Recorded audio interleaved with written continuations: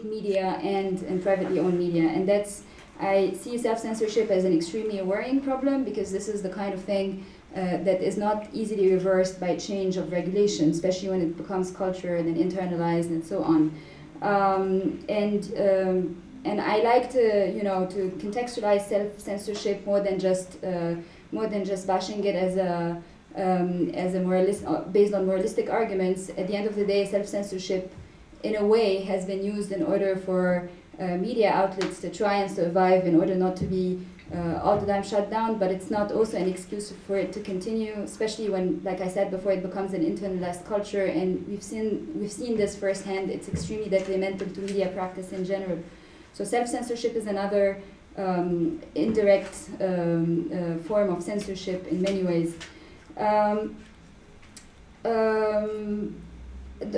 Currently, the problem, the political problem with regards to censorship is pretty much like the former regime when it comes to the current regime trying to protect itself, trying to seek survival by taming voices. But where my problem is when also taming media freedoms become an ideological drive. And the worrying scene here is when you see repeated sit-ins by members of or followers of hardline Salafi Sheikh Hazm Salah Abu Ismail storming the media production city to basically make an essentialist argument against media freedoms. Of course, also this is a reflection of problems that have been happening in the privately owned and liberal media, which are also on essentialist dives against the Islamists in general, the Brotherhood and other groups of Islamists. But in general, this whole atmosphere or this whole ecosystem is extremely problematic and detrimental to the conversation about media freedoms, because it fixates the question around again, secular religious divides, and it doesn't fixate the question around the issue of rights, of media freedoms as an essential rights that need to be talked about by everyone. That's the political aspect. I'd like to move on a bit to the economic aspect, which is equally important, and which I said at the beginning is highly connected to the political argument. One of the main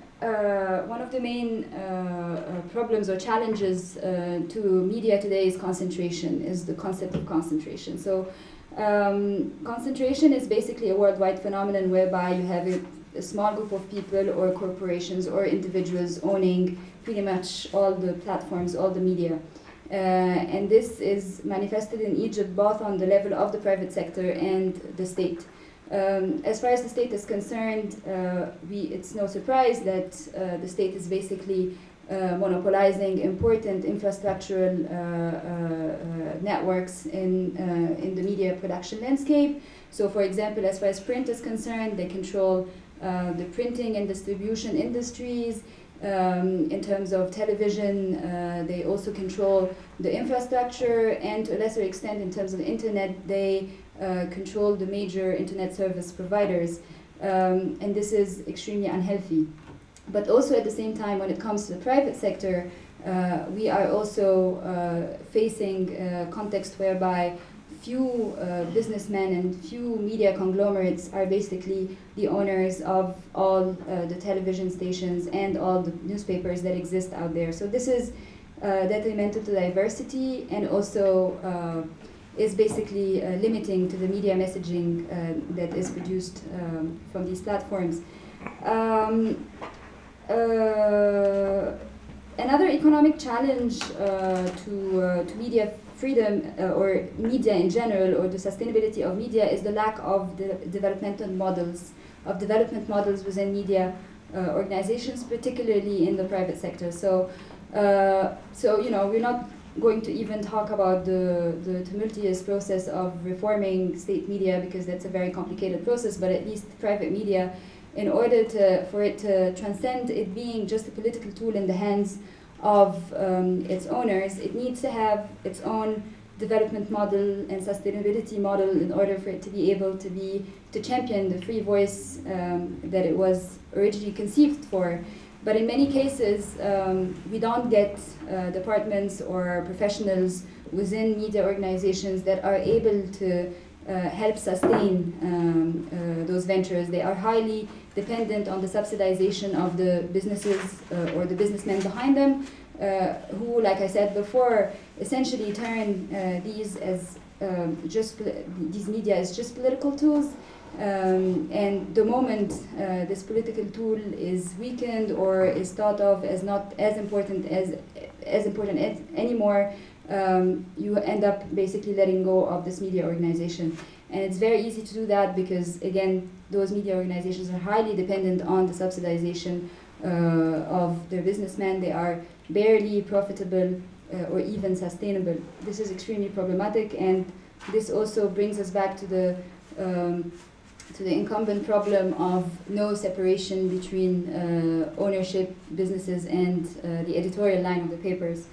This is the example that we're going through right now as Egypt Independent. So I work for this English language publication that was published by Al Masri Media Corporation, which is behind Al Masri Al-Yawm, the flagship newspaper, since 2003.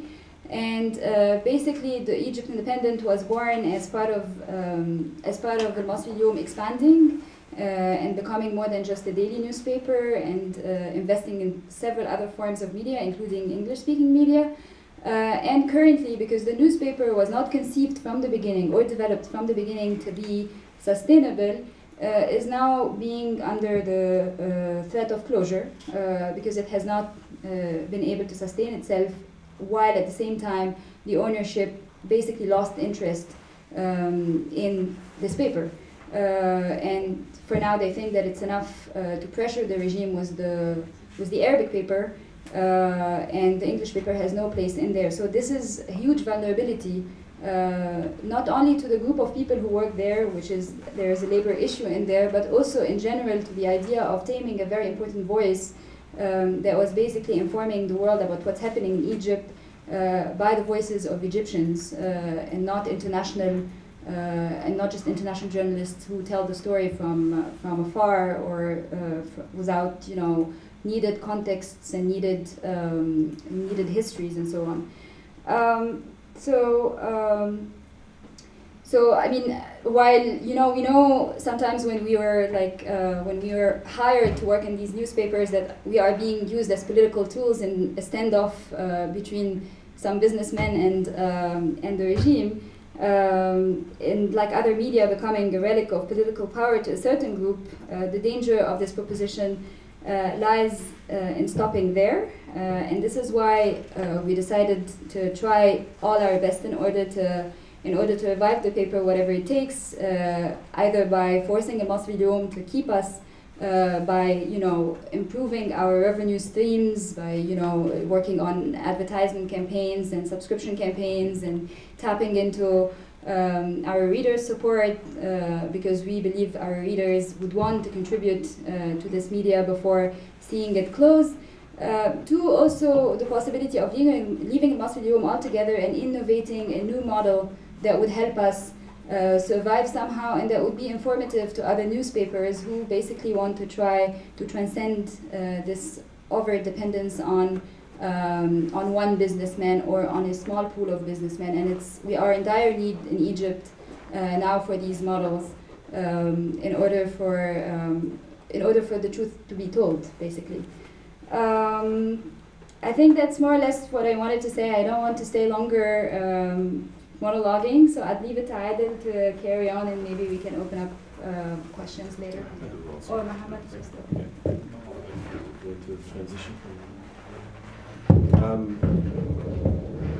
Thank you very much. First of all, it's a pleasure to be here, and it's a pleasure to be in the presence of Lina, because I've known Lina for some time, and in the spirit of full disclosure, Lina is part of the reason why I started writing about Egypt specifically.